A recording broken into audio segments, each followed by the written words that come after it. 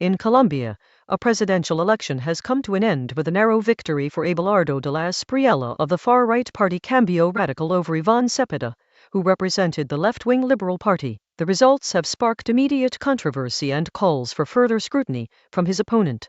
The preliminary vote count shows that de la Espriella secured 49.66% of the votes with 12,960,000 ballots cast, while Cepeda garnered 48.7% with 12,700,000 votes. A small but significant difference in votes has raised concerns about potential irregularities in the voting process.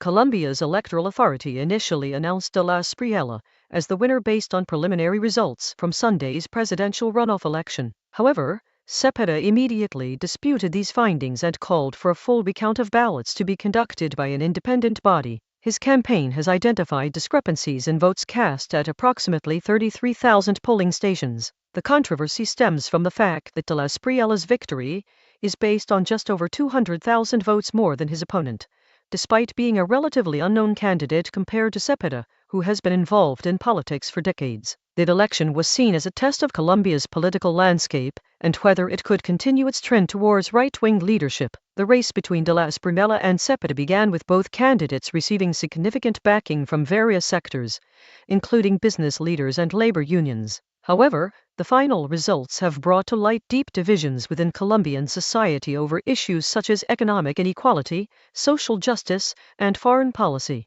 De la Espriella's victory has been welcomed by many in Colombia's conservative circles, who see him as a fresh face with potential for change. Critics argue that his win represents an alarming shift towards authoritarianism and right-wing populism in the country. The election results have also raised questions about the electoral system, including concerns over voter fraud and ballot stuffing. As of now, Colombia's electoral tribunal has yet to release final results, which are expected within days. Until then, Cepeda's campaign will continue to contest the preliminary figures, potentially leading to a constitutional crisis if he is not satisfied with the outcome. The international community remains closely watching this situation and may provide support or condemnation based on their assessment of the election's integrity.